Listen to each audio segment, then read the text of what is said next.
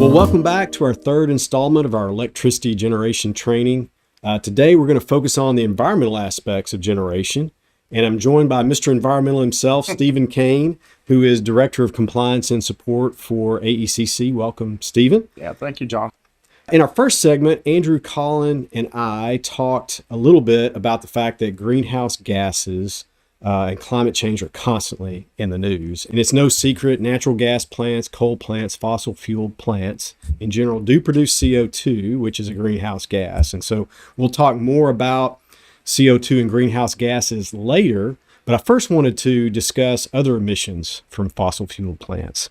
Emissions like oxides of nitrogen, sulfur dioxide, mercury, all those fun things. And I'm sure the Environmental Protection Agency, or EPA, regulates all of these pollutants, correct? Yes.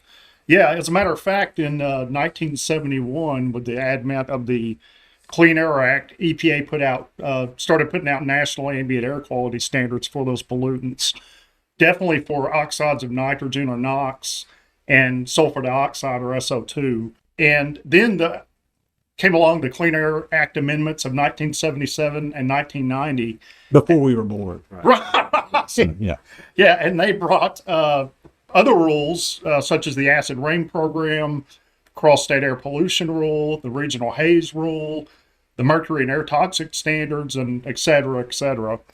And these rules altogether control NOx, SO2, particulate matter, mercury, and other emissions from fossil-fired plants. As a matter of fact, when there's so many rules out there, some of AECC's facilities are subject to at least 20 major federal rules. That's a lot of rules, and it sounded like a lot of pollutants. I'd get confused. We're back into chemistry class, right? And all those things. But how does AECC, with all these pollutants, all of these different aspects, how does AECC monitor its emissions, and then what steps do we take to ensure we're complying with those laws? Well, for air emissions, we're required by EPA to use continuous emission monitoring systems, or CEMS, and those essentially monitor and record emissions from our power plants. And once a quarter, that data is uploaded to EPA and it becomes publicly available. For water discharges and wastewater discharges, plant operators, plant staff will take water samples routinely throughout the month and have those analyzed and just make sure that we're in compliance with our wastewater discharge permits. And then eventually, once a month or maybe once a quarter, just depending on the type of report, it's submitted to the state agency, Arkansas Division of Environmental Quality. Yeah, you didn't say ADQ. No. Like old names. So we use equipment that can constantly or continuously monitors emissions when the plant's operating. We take some samples of other things. So it sounds like we've got a pretty good handle on everything. So if you were to put an envelope or something around the plant, we know everything that went in and everything that comes out. So how about as a nation? We're doing a good job at AECC monitoring and lowering our emissions, but how about as a nation? How are we doing with this whole goal of really what was the Clean Air Act to lower emissions? Well, it's come down quite a bit. As a matter of fact, since 1995, almost 40 years has gone by. SO2 emissions are down 90%. NOx emissions, and this is all from the utility sector. SO2 90%, NOx is down 85%, and CO2 is even down 25%. As time goes on I think this trend is going to continue, because when these newer plants come in and replace these older, less efficient facilities, the newer plants will be more efficient, and they will also have environmental controls added. So the trend will continue downward. Yeah, it's just like our cars, right? I mean, I remember as a kid, you didn't have catalytic controls on the car. Now it's there, it's got to be there. So it sounds like the electricity industry is doing a great job lowering emissions, and plans to continue lowering those emissions. So you've seen this reduction in greenhouse gas, CO2 in particular, 90% reduction, I think, in one of those standards. So we've got a great track record, but still the EPA continues to propose new rules. And I know some of those new rules address ozone, greenhouse gases in particular. Would you walk us through some of the new proposed rules and the potential impacts that those may have? Oh yeah. I'm going to hit three big ones. Basically, units in Arkansas are subject to the ozone transport rule. You just mentioned ozone. It's also known as the Good Neighbor Plan, and we're subject to that because the EPA alleges that we actually impact, believe this or not, impact air quality in Houston, Texas, or Harris County, Texas, which seems kind of, yeah, I know. Yeah. So this rule, it could really take a toll on us. It takes an existing emission trading rule called the Cross-State Air Pollution Rule, and it takes that trading program, and basically in that trading program, AECC and other utilities get an allocation of allowances to cover their emissions from the ozone period, which is May 1 through September 30th every year.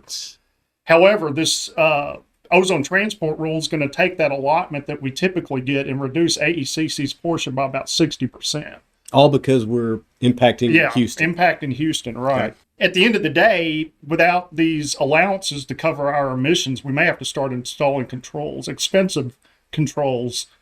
And of course, as with any expense in the, in the electric cooperative world, it's going to be shared across our member owners. Right. And all of that because we impact Houston, Texas. Or modeled. Yeah, I'm sorry. Yeah, the models impact Houston, Texas. Yeah, EPA's models, the results of their models show that we impact Houston, right. Texas. Right. It's hard to determine if it's real or not. Right, even though we have equipment that can measure it. But. Right. Okay, so also just recently, EPA has also lowered the standard, the National Ambient Air Quality Standard for fine particulates. This could likely force additional controls on power plants in the future, new plants as they come online, but it's also going to make them harder to site and permit, and that goes for other industries as well. So it's going to kind of make the country a little bit harder to grow. Yeah, I know this isn't kind of what we talked about, but let's talk a little bit about particulates and go a little bit off script. Mm-hmm. We're talking about particulates from a power plant, which we can measure. What about a highway? What about an interstate? Is there any particulates that come up from an interstate? Oh, absolutely. Yeah, the transportation sector, has very, there's a lot of emissions. Yes, I'll just leave it at that. I don't have anything. And there's no way to measure that. You can't go out along the highway and say this is how many. I mean, you could put something there to measure. Yeah, you can put ambient monitors out there, but yeah, unfortunately, all these cars aren't going to have a probe in their tailpipe like our stacks are with our continuous emission monitoring systems. Right. So you've covered ozone and our impacts on Houston. You talked about particulates. What about greenhouse gas? Okay, well, regarding this new the proposed greenhouse gas rule that's came out last year in 2023, for operators of coal units, they're going to have to decide how much longer they want to operate those units if they're able to go past 2030. And they're going to have to choose between either lower annual operating factors or capacity factors, co-firing with natural gas, also maybe even install carbon capture, which is a technology that, it's being developed, but it's not ready for prime time. So it just depends on how long that unit will be operated past 2030 for which one of those technologies it's going to have to choose. Also, larger natural gas plants, even existing ones, are going to be required to begin co-firing with clean hydrogen in 2032, or they may also have to install the carbon capture and sequestration technology in 2035. So you've mentioned, I know with the ozone, there's technologies, maybe comes with an expense to install it. I think similarly with the particulates, and you mentioned clean hydrogen, you mentioned carbon capture and sequestration. So those are ready for, I think you said they're not ready for prime time, but the EPA's put it in the proposal. So surely by the time we get to 2030 or 2032, they're going to be ready to go, right? Well, let me hit your first question first. Regarding that question, I'd say yes and no. The technology exists for some pollutants, but not others at this time, Gotcha. or to reduce some pollutants. Now, for say NOx, there's technology available to reduce NOx and particulate matter. And the first, I guess, examples of those, you mentioned a catalytic converter earlier. Yeah. In our industry, we have selective catalytic reduction, or SCR, that can be added. And some of our AECC has some of those in our fleet for NOx control. And also for, I guess, particulate matter, you could have a baghouse or electrostatic precipitator to reduce those. But at the end of the day, all these technologies are expensive and they take time to install. Also, note that the power plant that you install these on is going to be less efficient after you install these technologies. It's called a parasitic load. And so you may be having less megawatts than you started with. Yeah, that's something a lot of people don't take into account. Yeah, which is important because we just, in our last segment, talked about capacity and energy. And so some of this stuff lowers capacity, which means you've got to add more on the system. That's correct. That's exactly right. Yeah. Okay, so regarding clean hydrogen and carbon capture and sequestration, these technologies, they're not currently available, and I don't think they're going to be for many, many years. It's feasible to go out and it's currently feasible to go out and make clean hydrogen, but it uses a lot of energy. And there's no infrastructure, no pipelines to transport it at this time. So you're talking, we're supposed to be in compliant or start co-firing in 2032. That's 8 years from now. And there's currently no pipelines in the ground to carry this stuff around. And we're also going to have to generate facilities to make it. When it comes to carbon capture, that's, again, I mentioned it earlier, that's kind of still a technology that's growing, blooming, it's being developed. It hasn't been commercially demonstrated on an entire facility. It's at scale right now, and you can scale it up, but at the end of the day, you're going to have a lot of CO2. What are you going to do with it? I mean, I guess you make a lot of soda. Oh, yeah. Well, we're going to have to find something to do with it if we're going to have to capture it, because there's two issues there. There's not much CO2 infrastructure either. You're going to have to transport it. I guess the other option is you may have to transport it to if you have the geology below the ground, you can sequester it and push it in the ground. But if you don't have that geology, you're going to have to transport it. That pipeline's not there. So it sounds to me like EPA's got this grand idea to propose these greenhouse gas rules, but there's no technology to really make it work.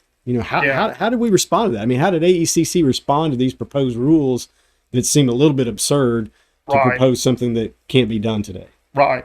Well, during the public, when these rules are proposed, there's a public comment period that goes along with them. And AECC, along with a lot of other industry and NRECA and other groups like that, we submitted comments on when they were proposed rules during that comment period. And, we focused on the fact that these technologies weren't ready for prime time. They're not there. They're not going to be there by these deadlines. Again, we just talked about this. There's also no infrastructure for clean hydrogen, or even hydrogen for that matter, and CO2 to be able to, move the stuff around or store it or even generate it at this time. We also pointed out concerns from the regional transmission organizations, like, we're members of the Southwest Power Pool and the Mid-Continent Independent. Thank you.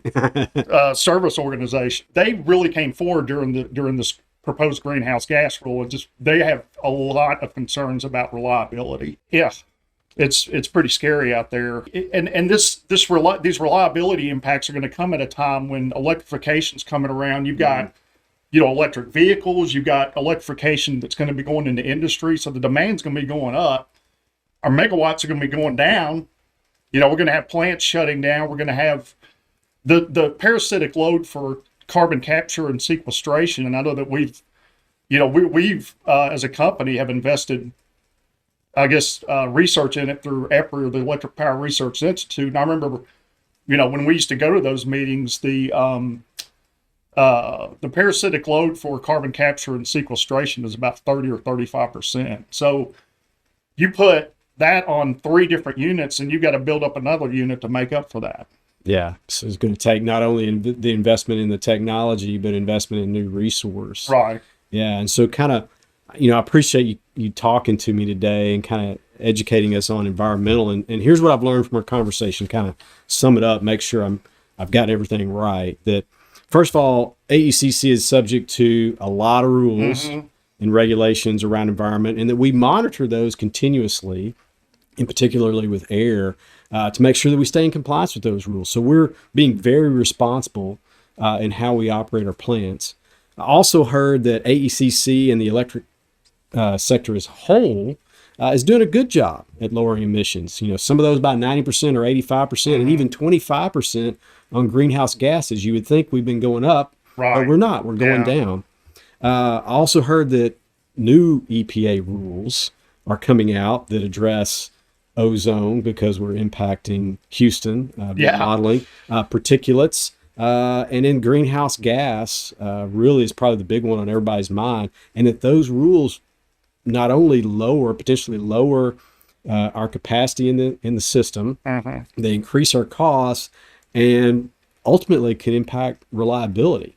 So those are some big things. And I know that, like you said, we've responded to EPA by letting them know that, hey, we've got some concerns with this. And we've also talked to our legislators. So anything else you'd like to share with our audience on environmental rules and regulations? I think I just want to put it out there.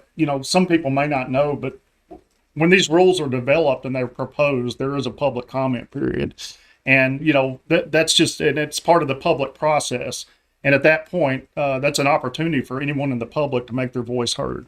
Yeah. So it's a great time now to let people know, hey, we appreciate reliable, affordable electricity, and we want to keep it that way. Right. Yeah. Awesome. Well, Stephen, thank you for your time. Yeah. Thank you, Jonathan.